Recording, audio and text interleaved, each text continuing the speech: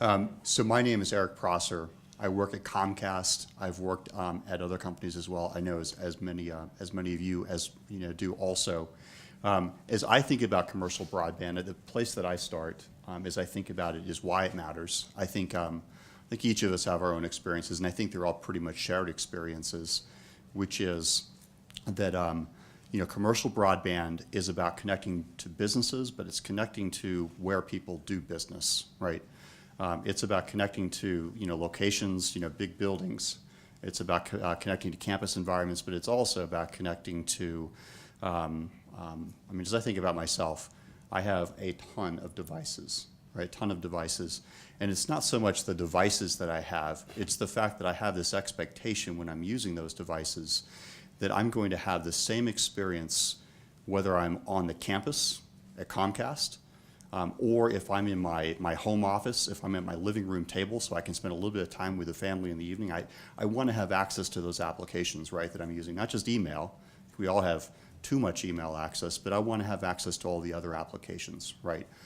When I'm traveling, I want the same kind of access when I'm on the road, at the airport, at the hotel, at Starbucks, here at this event. I need that same kind of access. So broadband access, when I think about broadband access, it's not just about connectivity to a business, it's connectivity, anywhere, anytime.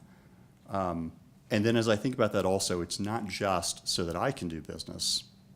It's also because I'm a consumer, right, as each of us are. If I'm buying something for, as a present, or it's an impulse buy, which is more often the case, because I'm not planful in my gift giving, I need access to those e-commerce sites, right? Businesses need to sell through their e-commerce sites. It's a global marketplace. And I know the research shows that milliseconds matter, and I'm not personally cognizant of milliseconds, but I'm certainly cognizant of slow connections. And when I reach a website, if I don't have instant access to information, if the image is rendered too slowly, if I can't get the information that I need, if I can't make a purchasing decision, then I move on to someone else, right? All of that's enabled through broadband access. And we were going to spend a little bit talking about broadband access. And then as I think about broadband access, it's about bandwidth. Clearly, it's about bandwidth. I think in this market in Utah, we're seeing some really incredible speeds in terms of connectivity, both to residential consumers, which is where I do business a lot, as well as to commercial buildings. In the technology, is there's the first mile, the last mile, the broadband kinds of technologies that we're talking about here, which I think we all do well. I've worked with companies where in a network, they were amazing at providing the local capacity, but then it was what does that reach look like? What does that connectivity look like when you reach outside of that community, right? Am I supposed to be flipping this? Oh, I'm sorry. I've gone. I'm like in page 23, so I think it's okay. We just turn off the projector. As I think about what broadband capacity looks like to me, it's about bandwidth. It's about high-speed bandwidth. It's about connectivity and reach, right? What are you going to do once you reach that network? It's about security, right? So it's one thing to be able to reach the internet, but what does a business need to do when they need to connect directly to, a data center or a business continuity disaster recovery site, right? That sort of thing. Anyway, those are some of the things that I think through. When I think about what we've done as Comcast in Utah, it's a huge investment, connecting 23,000 buildings to the network and to the rest of the, to the globe, essentially. I think the pictures tell a huge story there. But then when I think about the rest of the network, right, so we've made this kind of investment, and all companies are making this kind of investment, around the country. As I think about the nationwide network, which is the final slide. It's just, to me, it's personally staggering. The reason I joined Comcast was because Comcast is able to deliver that kind of connectivity, that kind of bandwidth speeds, with high levels of security, with redundancy, of reliability, to businesses, to residents, to support my data habits, and it's exciting, right? It's an exciting time in technology, and it's an exciting time to be, a local business able to capitalize on this technology.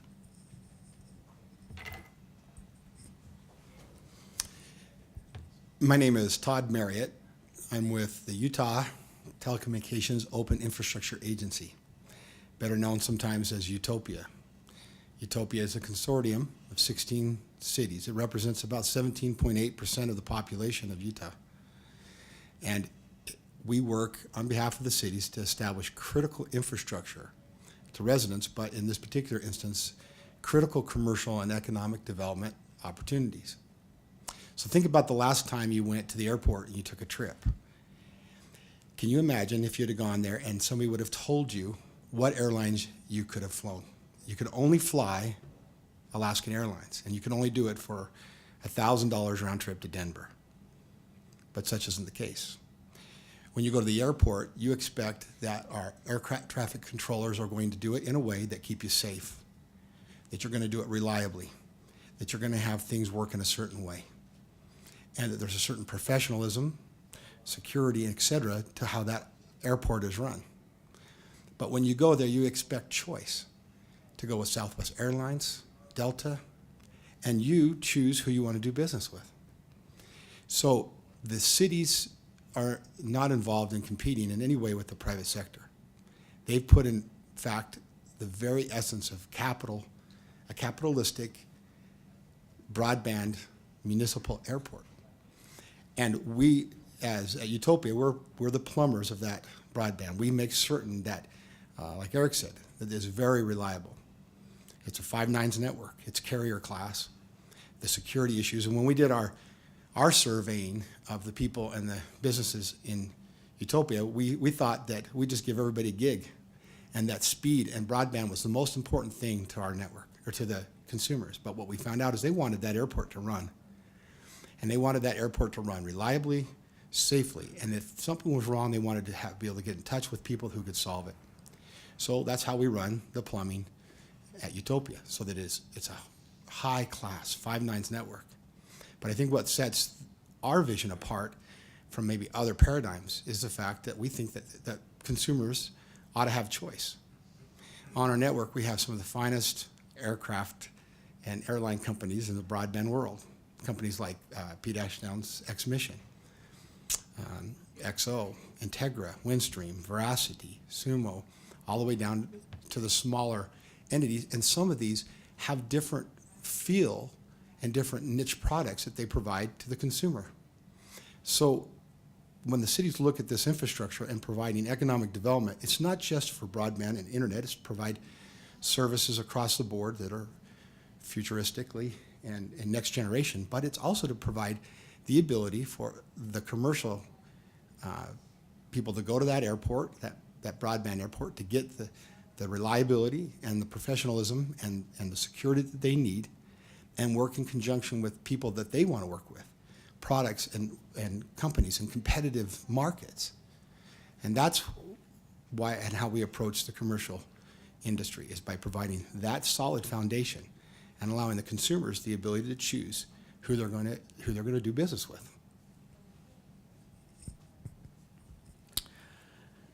My name is Lynn Beecher.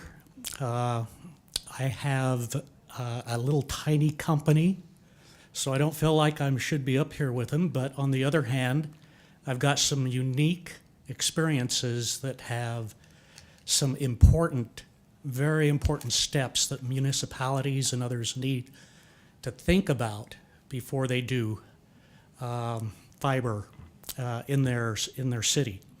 I have designed power lines for Pacific Corp for many years. I also was in middle management, was a project manager of many power lines, a general business manager over all of southern Utah. Then I jumped it and went into fiber. Been designing fiber lines for the last 15 years. I helped iProvo begin. I helped American Fork begin. Was working with Lynn Yoakum with UDOT for many years.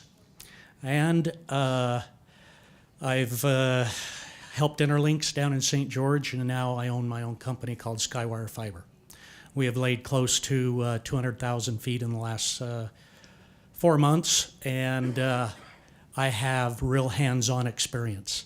I saw where cities tried to do it themselves and be their own, and they both failed. I've seen where private people came in, and I've seen how a variety of different companies have asked for different ways from cities through taxes and other opportunities. I've laid every bit of my fiber without borrowing one penny, and we're free from debt, and it's been an amazing journey. When we say 101, the first communications in a line across the Atlantic Ocean was done in 1866, Queen Victoria and our President Buchanan.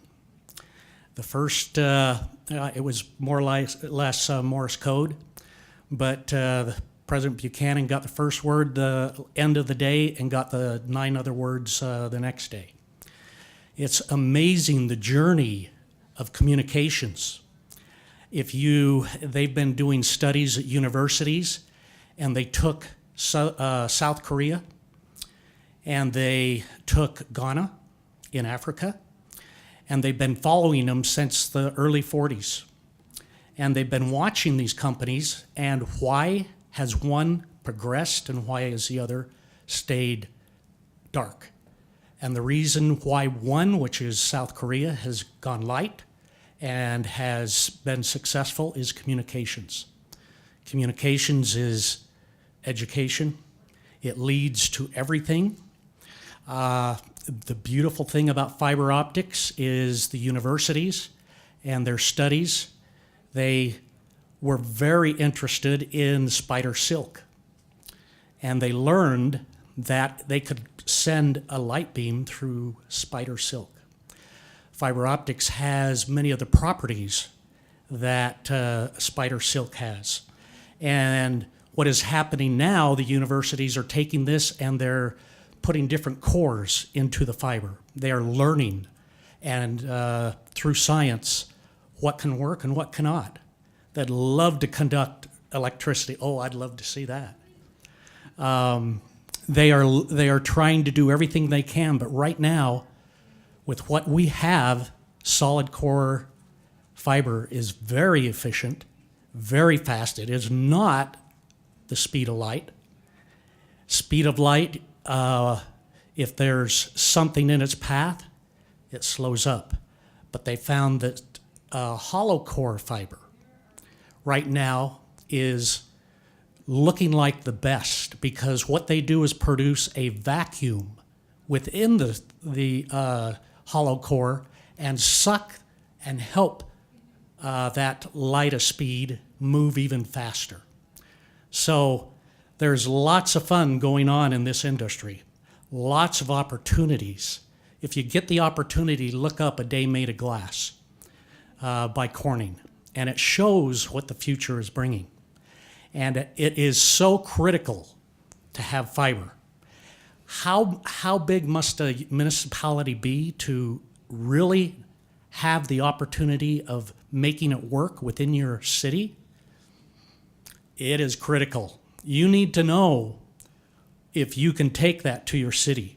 There are certain things, I've taken it to Hurricane, I've taken it to Cedar, I've taken it to St. George, and there's a variety of differences in those size of cities. And I can tell you, I was sent out to look and come back and tell them if it would work. And I told them on one city, no. And they're hurting big time, the company that actually did it. You have to have enough key players in order to be able to have the support of what it costs to bring a system within your city. And I know the big guys have all sorts of experience in this too, but I've brought over here, and I'll probably end with hands-on I've actually done everything with fiber.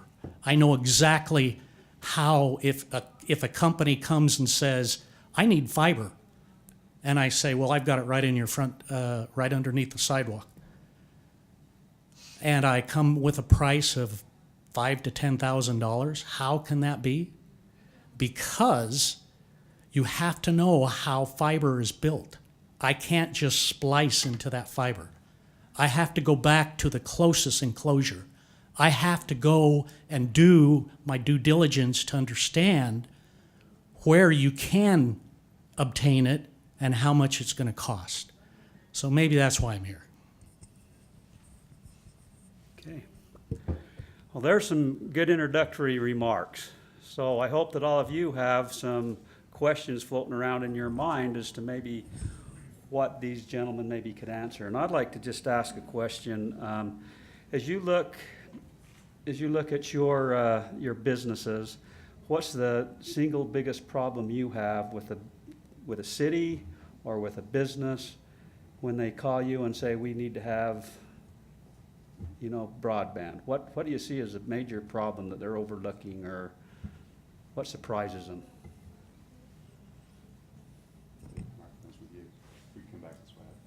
Okay. I go to what is called a joint use committee meeting once a week with St. George. And if you're a municipality, get the right people. We have the power. St. George is a little unique because it has its own power department. So they have the power people there. They have the water people there. All the city utilities that are way important. Then they have each of the utilities. They have CenturyLink, Comcast. Actually, it's Baja. And then they have myself. And what we do is we look at every developer comes in, and they have to pass this committee.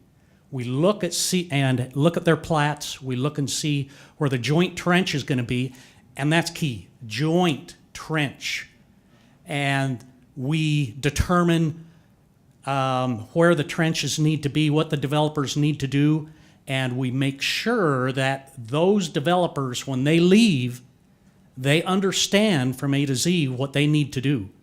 And if they leave with that in mind, they can now go forward and do what they need to get done.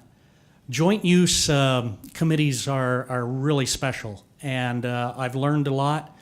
I've not only done it with them, I've done it with Provo City, working with their power department, because they too had a unique city in that they had their own power department, and it was critical to work with the right people and know who the right people is in order for things to be done properly and quickly. The developer needs it as fast as possible, and we do it fast.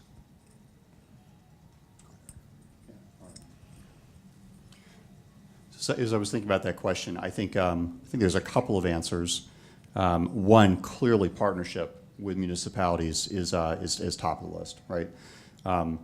While as a service provider we have a need to meet the needs of our customers, municipalities obviously have a need to attract business, fill office space, bring in right industries into communities. I was listening to the last panel, which was really instructive, and I think there were some great points that were made during that panel. Case studies on how to partner well with municipalities. And it's a give and take, and it's service providers, it's cooperation within the industry and cooperation with municipalities. The second thing I was thinking though was it's not just that. For the organization that I'm a part of, a customer will call us, or we'll call the customer to explore opportunities, and they will look for ways to improve the broadband experience right now, right? So. While we need to be planful with municipalities, at the same time we need to be very responsive, to those enterprises, those businesses in the community, and there, obviously, I think it goes without saying, we work through, and sometimes try to work in spite of, permitting or building access agreements or pole attachment agreements, and it's it's really, it's a much broader question than just the municipality. It's how to work well across the industry, right, to deliver that kind of capacity quickly. Well, I think that the single biggest issue that you face is simply the understanding that this is infrastructure. And the fact that I don't even think at times today in this conference that we understand that it's infrastructure. And we think about this as internet. But in fact, this is connectivity. And it's both fiber, it's going to be wireless, it's going to be polymer, it's going to be a lot of things, but it's total connectivity. And it's the understanding of why it is infrastructure. And the fact that we continue to rip up roads to put everybody's lines in, if we could understand that it was infrastructure and could be used by all, that it's infinite and exponential in its capability. But we continue to think that it's okay to put infrastructure in that's aggregated and shared technology, when in fact sensory technology and other things is going to far outdo video and other types of transport in the future. And if we continue to build infrastructure incorrectly, we'll just have to redo it. So I think it's an understanding of what infrastructure is and what it is our end goal. I think topology matters greatly. And I think if we continue to try to be all things to all people, it's a mistake. I think we put base infrastructure in place and let the core competencies of those companies who are good at what they do use that infrastructure. And I think that's the number one thing that we're not understanding in terms of broadband and in the community. Is there any questions from you as an audience? What surfaces in your minds? Any questions back there? Yes. I've got one. I'm just curious about it. Previous session and here, we kind of talked about some similar things, and thinking of the single-purpose utility as like let's say a water company within a city. Not all cities own their own water company. But they're going to go and put a pipeline in somewhere. It's going to run half a mile. Okay. They normally would go to this expense of doing a trench and burying their pipe when they're done. But let's just say now this city and water company are going to reach out and say, hey, we got the open trench. Is your expectation that that's a free open trench, or is that something that you would pay into? That's just a question that just occurred to me both sessions. Okay, so let me just repeat the question so everybody can kind of hear that. So in a nutshell, what he's saying is that somebody comes in and digs a trench to maybe put a water line in, and in the meantime, maybe one of you folks have a need to run a cable. So could you share the cost? Is that a good way to put it? Or would you buy into putting your cable in alongside that trench, or is there something that would preclude you from doing that? Is that, I think I'm asking, what is the expectation? so what is the expectation there? Well, the water company's already making that investment in that trench, right? And I know the trench isn't as expensive as their pipe maybe, but nevertheless, they're making that investment. And is there an expectation by broadband companies, fiber companies, whatever, that you should have just free and open access to that? Or to share the cost of at least that trench or something along that line? Okay, so just to kind of finalize that question then, so the expense of digging the trench is already in place, so is the expectation of the broadband companies or other service providers that they can just go use that trench? Well, I would say that's a great question. And how great would it have been if we'd have known 20 years ago or 30 years ago and we'd have put conduit in every trench we ever opened, because that's very expensive. But I guess it goes to the point again of infrastructure. If we put fiber and connectivity in those trenches, why can't we do it one time and have one airport and allow those entities to be able to share that? If a private company comes into a city and that city is the one that runs the water pipe and they put their lines in that pipe, I think they for sure need to pay part of the cost of what that would, the trenching or their part of it. But there's no reason that we can't have one connectivity in that trench, in that conduit, and it can be shared as infrastructure, especially if we give heed to how these topologies are designed so that they are able to be sliced exponentially and almost infinitely, so that connectivity isn't restricted to shared access, to one entity, and so that it is open, free capitalized and open to everybody to use. And so the cities that I'm involved with, that's how they see it. If they open up a trench, they want people to put that in place. But if you're a private company and really you're just providing your flavor of broadband, then you need to pay for your aspect of that. But there's no reason we can't share that, I think, universally. It'd be silly, wouldn't it, if every city put in their own airport? And I think that's that would be a pretty good analogy. First of all, you will help pay the cost. That's just going to happen. No company is going to dig without sharing the costs. There's an example of the FTV route.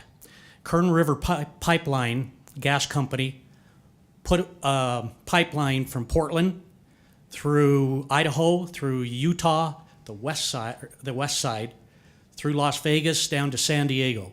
Then another company put all the way up the coastline to Portland and on up to Seattle. This was 30 years ago. Okay, this is being utilized, I know, by UTOPIA. I know that I utilize it. And they put a huge count fiber in the ground, not knowing, boy, that they're reaping the rewards big time right now. And they have regen sites all up and down there, and you have to pay a pretty penny to jump on. And then there's another really good source, and I use CenturyLink too, because I have to have redundancy. And CenturyLink, you know, for years, here I was with a power company, and I dealt with them, and we had really good relationships. And then I got into communications and was a competitor, and it seemed like we kind of butted heads many times. But lately, man, they are coming on strong, really trying to help me. And I really appreciate, because that's my redundancy. And I get several gig through them. And it's been wonderful, because now the older generation, like I am, that left Pacific Corp, got the new generation, and they are just so willing to work. And I'm just thrilled, and I agree. When we work together, it's amazing what can be done. Now, I also owned a wireless company for years and years and years. In fact, I did off of iProvo, the first wireless company, American Internet, that I did the wireless. And I fought and fought with other wireless companies to get the right frequency. And I'm telling you, my experience is the more you play the game together, there's plenty out there. And we can all get along because we want to serve you. The technology is coming so fast that there's enough for everybody. And as we help each other, we are going to do some fantastic things. And that's my key.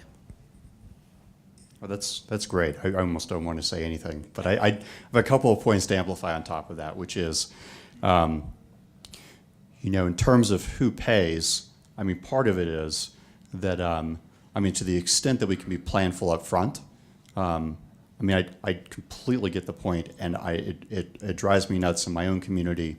And as we plan for connectivity, to our customers, where you'll see, one company trench in, repair the street, another company, pretty quickly afterwards do the same kind of thing. And if there was a way to consolidate that, I know many communities, look for those ways. There was an interesting point that was made in a previous panel about, even the way that, laws or permitting are created, where if we think of it as infrastructure, then maybe we think about it the same way through the permitting process. the way we think about electricity and other utilities into a building, and the idea of, maybe we can, have that kind of infrastructure in terms of conduit and that sort of thing delivered once at the beginning of the process, rather than, repeatedly, as the needs of the business evolves over time. So I think all of those are really good points, and I think it just comes back to being really, really planful around the way that we that we build networks, and the way we partner both with businesses and property owners, who are a huge constituent, right, through this, right, property owners, but also as we work with municipalities. If I pronounced that right. Other questions? Okay, I'm not seeing anybody's hand go up, but I was just sitting there thinking, we have some infrastructure already in place into some of these buildings in our homes called wire. And today in our meetings, we're hearing that we need to start converting ourselves over to more fiber. So to what extent will the wire carry the internet compared to fiber, and how much time do we have till we have to replace all of the wire? That's fair. I'll start. So, it was wonderful thinking back to telegraph and Morse code and that sort of thing. We've come a long way since then. As I think about, just with my own experience, which obviously doesn't date back to those centuries, as I think about my own experience, it wasn't many years ago when I thought high-speed access was 14.4, 56K, or speeds like that. And if you remember, when we were first using the internet and first thinking about www, that really stood for World Wide Wait, right? Which had a lot to do with access, had a lot to do with internet topology, but it was a tough place to be, and we've come a long way, right? Since then, there's a twisted pair. I think takes you only so far, right? And that was one of the first kinds of real mediums that was deployed. Coax cable from MSOs or other providers really takes you quite a bit further into your home, and then fiber ultimately is I think for most businesses probably the place that those businesses would end up, just given the speed of those connections. I was looking at our booth outside, which probably sounds like a shameless plug, but it's just incredible to me that over coax you can deliver 250 megs, and it looks like they're a little bit higher than that there with the demo, but 250 megs downstream is absolutely unbelievable, and will continue to increase, right, over time. But clearly fiber is where we're going, and as we rewire businesses for fiber, that's where those agreements with property owners really becomes key. Maybe they have conduits that are already installed, which is wonderful if it's in a newer Class A style building. But in many cases, we're finding that even in those cases, we're building directly into that business, and that can be something that's a bit of a challenge.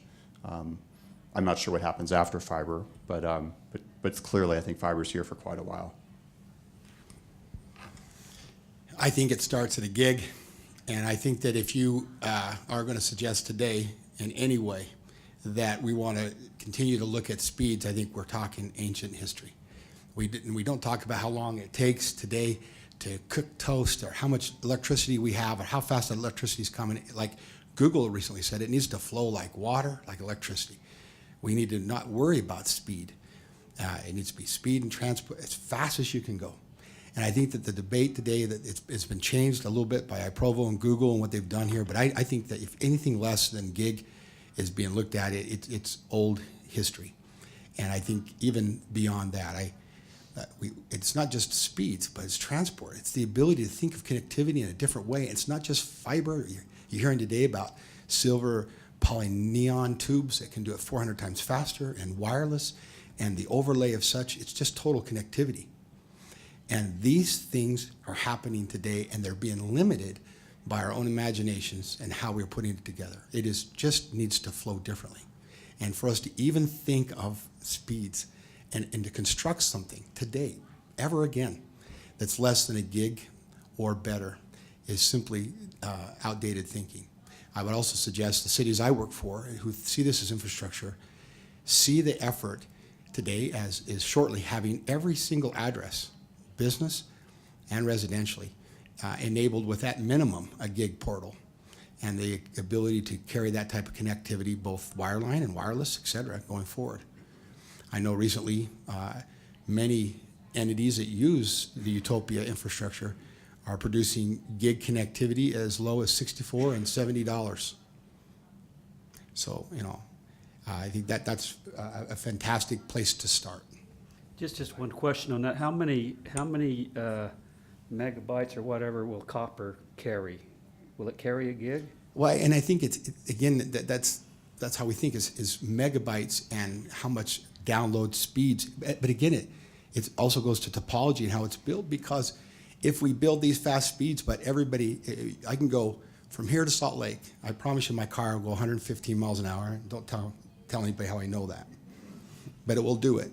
But I will not get through that traffic today at 115 miles an hour. So it doesn't matter how fast copper will deliver something, it's how much traffic it can deliver at that and how much it can continue to do it and how exponential it can grow. So I think that we have to think about it as flowing like water and electricity, and stop thinking in terms of what we want to limit customers to, but how can we make it so that they can't go fast enough, that we don't become the bottleneck. We'll let him answer, and then we'll get your question. Well, I wanted him to respond in this. I'm wondering if, you know, God willing, we'll all be here 15 years from now, and what will be the next situation. And it looks like DSL wasn't even fully deployed in 15 years, but there was a tremendous amount of capital investment required for that. How do you balance the two? And how do you look out into the next generation? Because we're talking about gig now. I think we're going to be laughing about that 15 years from now. How do we, you know, make this a sustainable investment that is sustainable, you know, through the next generation potentially?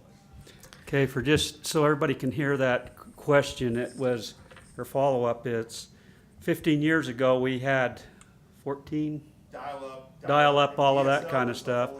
Now we're 1 gig, so what do we do in the next 15 years? And When we're laughing about laughing at 1 gig, so how do we make it sustainable with the cost of infrastructure? In 1999, I was sitting in Provo, helping iProvo group, Mr. Rogers, and helping, and I was looking at what I was doing. I had 56K. I had my partner come in and say, hey, there's a new thing out there, VoIP phones. VoIP? So we did it on 56K. It was horrible. Okay, then yes. Then it came, let's see, 512, 7, you know, just on and on. And 1 meg. And then at iProvo, we got 25 megs. And they took me in, they called us up and said, come over, you got to see this. We went in there. Whoa, this is incredible. How much fun is this? And I'm with you. As I see this technology go, I am just all about it. And anybody that has any information, even the history of what has happened, is incredible. We live in a day and age that is so exciting that we need to be aware of everything that's happening. If you're not on the internet looking and seeing what's happening, you're behind already. If you're not doing the social stuff, which I can't stand some of it, but I do it, you're behind. There's things that are so important that we have to do. And gig, that's going to happen. And it's not going to happen if we don't have fiber. Now, what can fiber? Copper? It's gone. It's over. They're CenturyLink, everybody else, they're getting off from copper. It's not going to make it. Fiber, over there is a 96 pair, 72 pair. Within them, there are tubes, and there's 12 fiber in each tube. And when I go out to do fiber, I make sure my guys know which tube, which color they're going to do, or they're going to mess it up. You have to know what you're doing in this business, and you have to know where the vault is that has the enclosure that I can go do some splicing. And if you don't have that information and you go out and try and think you're just going to go do this, well, anybody can do some of the old technologies. But this new technology, you have to know what's going on. You have to have the right people. If you don't, I saw a municipality that didn't have the right people, and they tried and tried, and they spent money and spent money, and it's gone. It's not there anymore. And I just can't tell you how important it is to stay on top of this technology, know everything that's coming out, know what the universities are studying in the future, and have everything prepared and ready for when it's your day to have it. Again, look up A Day Made of Glass, and you're going to see some technology that's already here, but we don't have it in our everyday lives, but we will very quick. That fiber right there, I have to have the right switch. Is it 10100? No. Is it a gig switch? No. Is it a 10 gig switch? No. You have to be prepared with a 100 gig switch. You have to, and that at the knock and at the customer's end, that determines your speed, not the fiber. The fibers, there is unlimits for now on what we have as fiber. There will be limits, and there will be, but we'll go on to terabytes, we'll go on to everything else. But be prepared. If you are part of the municipality, you find somebody that knows how to do this. You find somebody that has the experience, and don't mess up by trying to do it with somebody that thinks they know. Find somebody that does know. I just have to say, too, I think that rather than continuing to think about speeds to the internet, that the connectivity that we're putting in today is no more about the internet than electricity was about only lights 100 years ago. Software designed networks, the ability to cloud-based, to slice up the fiber and layer it so there's a layered ecosystem. And in the few years to come, the connectivity will probably have very little to do in some cases, or in many cases, with internet connectivity. And that's why we need dedicated access. That's why we can't be sharing, aggregating, going to nodes, for example.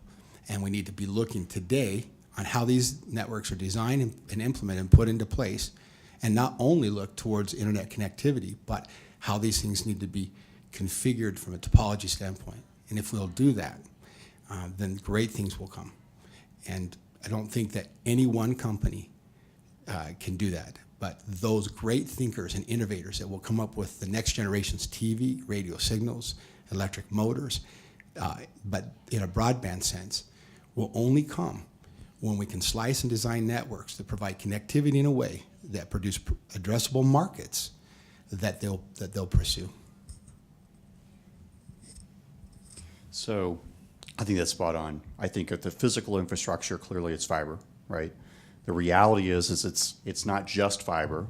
That's what we really think about when we think about, what does it look like? It looks like fiber, and it looks like there's trenches, and it looks like there's things to consider there to accelerate processes, to share infrastructures, to bring that kind of bandwidth and capability to places of business. But I think on top of that, I love the point about, it's clearly about the switching, it's the electronics. And in working with that vendor community, it is incredible every year, every 6 months, the technology refreshes and where those companies are taking that technology to be able to stretch the limits and capabilities, not just of transmission speeds, but of switching topologies. And I think what energizes me the most as I think about this, are the applications, right? Some of them are really, really hard for me to consider, like the Internet of Things that I'm sure everyone has heard about, Cisco's marketing, which is marketing, but it's not marketing. There are so many incredible things that are available, both in terms of businesses looking at opportunities, in terms of ways that we can take advantage of that. And I think it's all enabled, right? Ultimately, it's all enabled by the ability to have connection, right? It's about connection at the speed with which you want it. I love some commercials that I remember being a part of many, many years ago when we talked about infinitely scalable bandwidth, and it feels like many of the things that we talked about as an industry decades ago are really coming closer and closer and closer to fruition. So I share the excitement and enthusiasm, and I think it's incredible what we're going to see over the next few years. I'm not sure what happens after fiber, but I definitely can envision some of the things that we're enabling now because of the speeds, the connectivity, the reach that we have now. I'm Gary Zabriskie. I'm with the Five-County Association of Governments as a Community and Economic Development Planner. And we've got several communities in our region where they don't even have basic telephone service, problems making phone calls where the phone, on landline phone calls, and I maybe ought to be over in the next session over here on underserved communities, but one of the things we're talking about this as being just another form of infrastructure like power lines and things like that. Well, let's go back 100 years when power lines were going into the cities and towns were getting those, but the outlying areas, they didn't get power for another 20 years until they had something like the rural electrification and where they were able to get power in there. We're talking now about increasing areas that are already served with bigger and faster and better and things like that, but how do we share with the underserved and non-served communities? Is it time for the areas that have the services that to participate in some kind of a fund to help the rural areas connect into the same thing? We're talking about this as a governor's office of economic development, but that's going to be shared to not just the urban areas, but to the rural areas. And is it time to bring them into the same thing that the other communications things and the other power and all those types of things, and water for that matter, urban areas, rural areas? We participated for years with projects along, in urban areas through our federal taxes that came through, like the Central Utah project. It's infrastructure again, but at what point do we share both ways on that? Did everybody hear that question? Okay. Well, I think that at some point they have to nationally address the USF. It's not going to happen in short term. There's too many interests from incumbents that depend on that revenue, and so it's not going to be addressed anytime soon. So that specific form, that's how it got built out, right? It's the USF, and through a sharing, that might be a possibility. But I do think that there are ways now, through some great efforts from our state and other connectivity options that exist for your counties and others to participate, given that there's an appetite to do so. And I think to do so in a way that would force competition and bring infrastructure into your community. I'd be happy to talk to you about it at some point, but I think that gentlemen like Lynn, they've done this privately. I think there's ways to do it from a county and a municipal level, and it seems that whenever those conversations occur, that some of those areas get more private competitive attention as well. I'm going to be a little brutal to you. It takes money. I mean, it just takes money. When you're talking fiber optics, I just can't explain to you that, and it also takes not just residential, you have to have business. If you don't have business, it's not going to happen. Business is cherry picking. I mean, when you have large businesses that aren't going to shake or bat an eye to put it in at 10 grand, whatever, you have to have that type of structure to make it work. So I'm going to be brutal to you. It's not going to happen for a while unless you can figure out a way that city can raise some money, and it's difficult. I've seen St. George grow up and Provo grow up in this area, and American Fork, and it's difficult, and you can go under real fast if you don't have the right plan.